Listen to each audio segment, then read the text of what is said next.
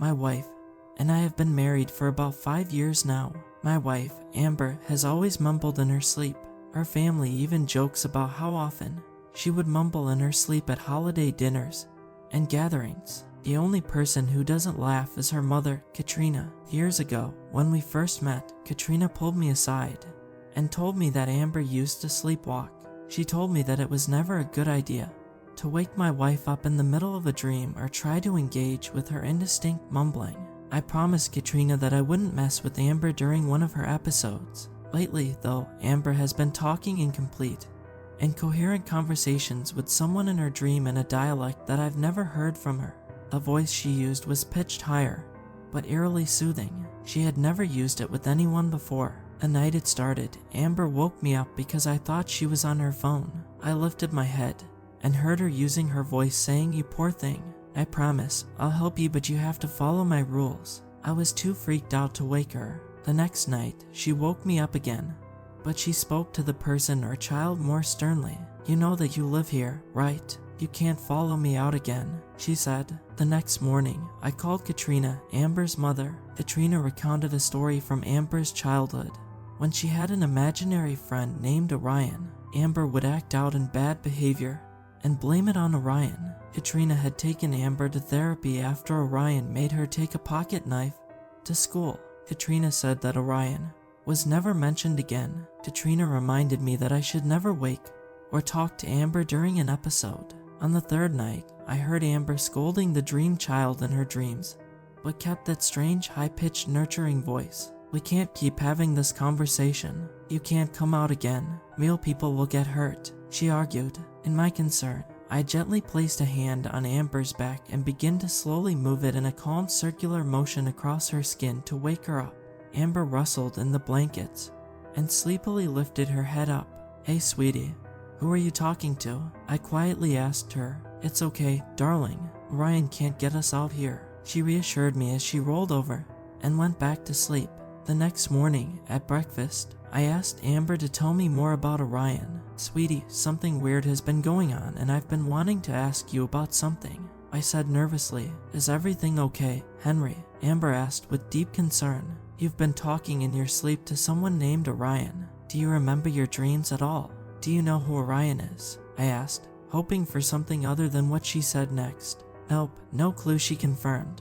I was puzzled and even more nervous. "Amber, you've been carrying out conversations with someone named Orion in your dreams, and it sounds a little hostile," I explained. She looked a little confused, but still claimed that she has never heard of anyone named Orion. I had no option left but to bring up her childhood. "Okay, I spoke with your mother yesterday. She said that you had an imaginary friend as a kid, that you told her Orion made you bring a knife to school. Does that ring any bells?" I asked as gently as I could. Amber's face twisted from concern to anger. "So, you called my mother because of what?" "A scary conversation I was having with a dream person named Orion, and she fed you some crazy boomer story. Is that it?" Amber defended. "Amber, it's not like that at all," I tried to explain. "Bull, Henry, you got scared of a bad dream that I was having, and you called my alcoholic mother who has 3 bottles of wine a day. How could you believe anything she says?" "What else did she tell you?" she asked me. "Your mother told me to never wake you if you talk in your sleep or when you sleepwalk," I said sheepishly. "She's a nutcase, Henry. I haven't been caught sleepwalking in decades." Amber screamed. "Amber, you know that on any other day, over anything else, I would take your side. But last night I did wake you from your dream. You told me that Orion couldn't get to us. What did you mean by that?" I asked. "What the hell is wrong, you people?" she yelled in escalated anger. Her face was turning red.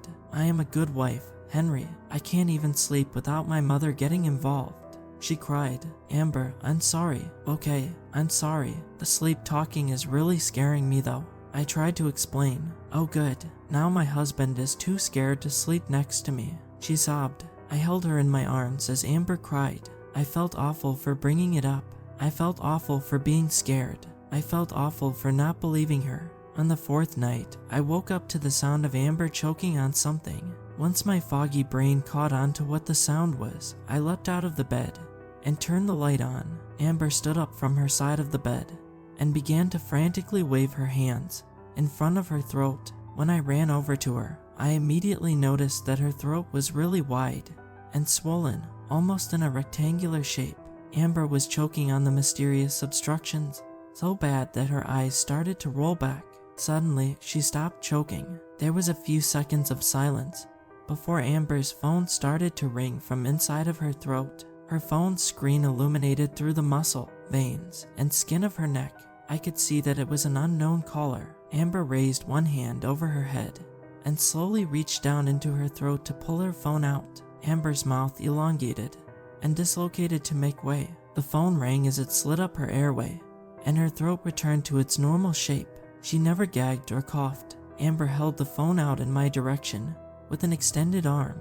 She used that creepy voice. "Here you go, darling, it's for you," Amber said. I reached out, took the phone, and held it to my ear. "Hello," I greeted anxiously. No one responded. I looked at Amber in confusion. Amber used a finger to press the speaker button on her phone screen. "It's okay, Orion. You can come out now," Amber said. The other line on the phone hung up. Our bedroom door creaked open to reveal the silhouette of a shadowy child with ambient, glowing white eyes. The child stood in the doorway waiting for her. Amber turned to me and used the creepy voice to speak to me. "Henry, Ryan, and I are going on a trip. You can't follow me out. This is where you live," Amber said before kissing my lips and exiting the room. Her and Orion got into our car and left. I have not heard from her since, but I know her and Orion are out there. The night she left was the night before the UFOs being shot down, train derailments, and earthquakes that have been in the news. If you see Amber, tell her that I just want to come back out again.